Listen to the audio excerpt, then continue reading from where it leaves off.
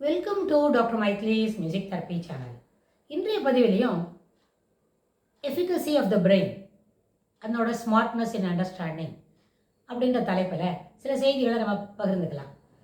இது எல்லாமே நம்ம சென்ற சில பதிவுகளாக நம்ம பேசிக்கிட்டு வர எல்லா செய்தியுமே பிரெயினோட புரிதல், அதாவது நம்மளோட காக்னிட்டிவ் எபிலிட்டிஸை எப்படியெல்லாம் இம்ப்ரூவ் பண்ண முடியும், எப்படியெல்லாம் ஸ்மார்ட்டாக வச்சுக்க முடியும் அப்படின்றத பற்றி தான் நம்ம பார்த்துக்கிட்டு வரோம். எல்லாமே பேட் கேம் த ரிப்ளை அப்படின்ற அளவில் சரியான பதிலாக இருக்கணும். இப்போ நம்ம ப்ரெசன்ட் சினாரியோவில் நிறைய பிள்ளைங்க நம்ம சொல்கிறதெல்லாம் கேட்குறாங்க, நம்ம சொல்லிக்கிட்டு இருக்கிறோம் அப்படின்னா அதை புரிஞ்சுக்கிறதுக்காக கேட்குறத காட்டிலும் பதில் சொல்கிறதுக்காக மட்டும்தான் கேட்குறாங்க. தெர்வை the grasping ability is going down.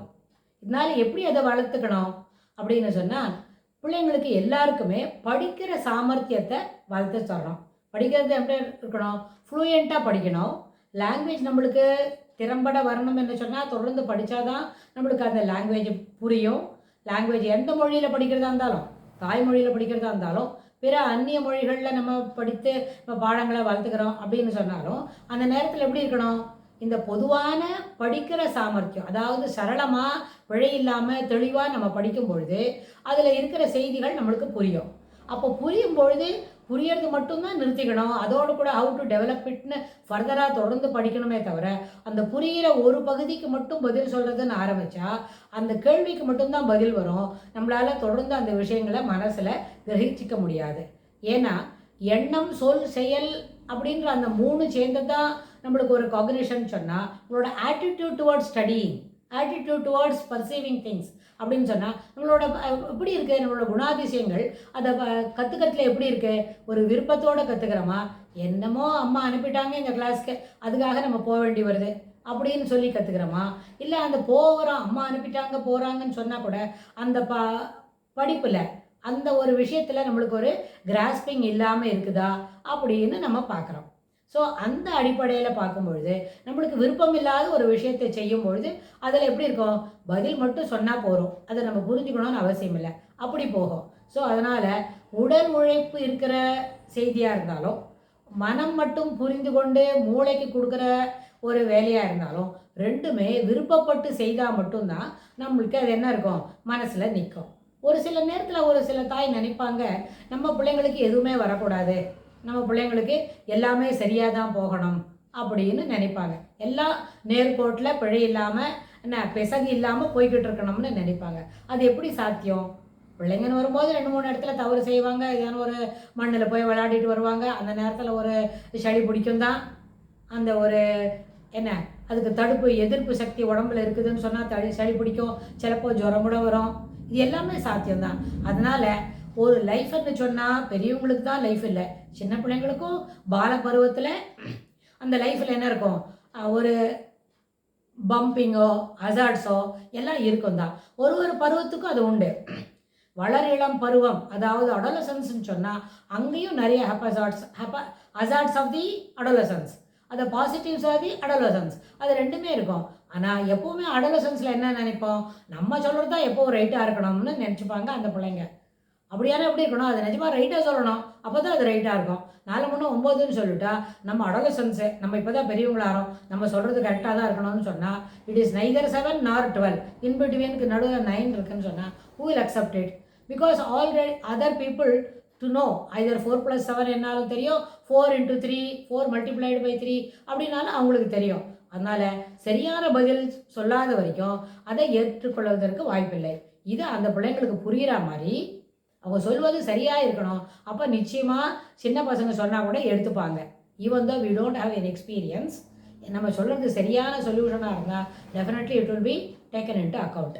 அதுபோல் அவங்களுக்கு புரிய வைக்கணும். இது என்ன? இது எல்லாமே இந்த காக்னிட்டிவ் எபிலிட்டிஸில் நம்ம புரிஞ்சுக்கணும் அப்படின்னு சொல்கிறது தான் இருக்கும். அப்போது ஸ்மார்ட்டாக புரிஞ்சுக்கிட்டு இருப்பேன்னு சொன்னால், ஸ்மார்ட்னஸ்ன்ற என்னது? கரெக்டாக புரிஞ்சுக்கணும், என்ன செய்யணுமோ அதை கரெக்டாக புரிஞ்சுக்கணும். இப்போ படிக்கணும் அப்படின்னு சொன்னால் எல்லாத்தையும் ஒத்தி வைக்கிறது, நாளைக்கு பண்ணலாம், ராத்திரி பண்ணலாம், அப்புறம் பண்ணலாம், ஒரு சனிக்கிழமை பண்ணிக்கலாம், இல்லாட்டி போனால் ஞாயிற்றுக்கிழமை மத்தியானம் 3 மணிக்கு பண்ணலாம் அப்படின்னு தள்ளிக்கிட்டே போனால் திடீர்னு எதிர்பார்க்காத மண்டே மார்னிங் வந்துருச்சுன்னு சொல்லுவாங்க. எப்படி அது?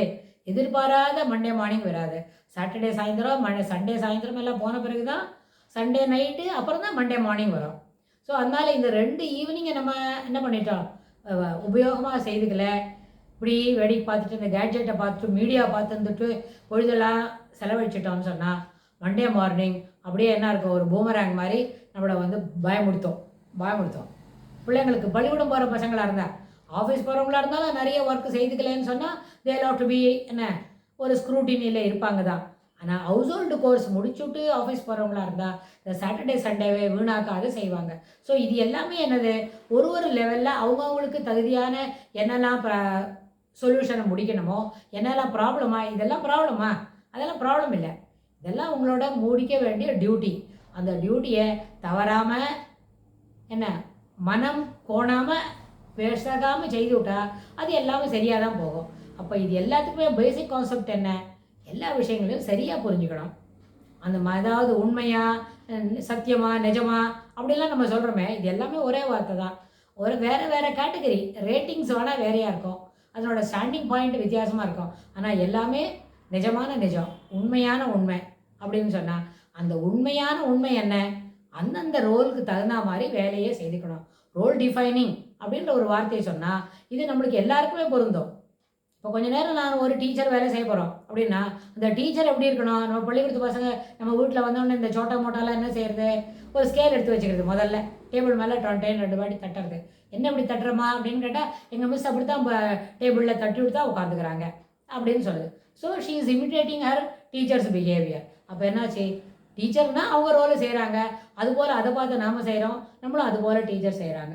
சிலப்போ என்ன பண்ணுறோம், நம்ம அம்மா எப்படி நடக்கிறாங்க, அம்மா எப்படி கிச்சனில் வேலை செய்கிறாங்க அப்படின்னு சொன்னால் இதுவும் ஒரு தடவை ரவுண்டு போய் பார்த்துட்டு வந்து அம்மா என்ன பண்ணுறாங்களோ ஒரு சாதாரண காலி பாத்திரத்தை தூக்கி மொள்ளமாக வைக்கிறது, அப்புறம் சின்ன வாயில் டக்குன்னு சத்தம் கேட்குறது, என்ன பண்ணுறேன்னா நான் லைட்டர் அதை வந்து இக்னைட்ஸ் ஆன் இட்ஸ் ஓன் அப்படிலாம் சொல்லிக் கொடுக்குற பசங்களாம் இருக்கிறாங்க. ஸோ அந்தந்த ரோலுக்கு என்ன கேரக்டர், என்ன ஆக்டிவிட்டீஸ், என்ன ஆக்ஷன்ஸோ அது எப்படி பிள்ளைங்க மாற்றாமல் செய்கிறாங்க, only to imitate them, to make fun of them. ஆனால் ரியல் லைஃப்பில் அப்படியெல்லாம் ஒன்றுமே இல்லை, அவங்கவுங்க வேலையை அந்த ரோலுக்கு மாறாத செய்யணும். அந்த ரோல் டிஃபைனிங் என்ற வார்த்தையை தகப்பனார், அம்மா, தாய், இல்லை தாத்தா பாட்டி, அத்தை, அந்த குட்டி குழந்தை, ஸ்கூல் போகிற குழந்தை, இது எல்லாருமே அதை சரியான அளவில் செய்தால் எப்போவுமே புரிதல் என்பதற்கு பேக்லாகே இருக்காது. எல்லா விஷயங்களும் எல்லா நேரத்தையும் சரியாக புரியும். அதில் ஏதும் தவறு இருந்தால் தான் அது அடுத்த வேலையில் வந்து என்ன பண்ணோம், it will give a dash, அங்கே வந்து ஒரு முட்டு கொடுக்கும். அந்த முட்டும்பொழுது வி கெட் என்று அதான் என்ன கையில் இருக்கிற சமாச்சாரம் இட் டாப்பல்ஸ்.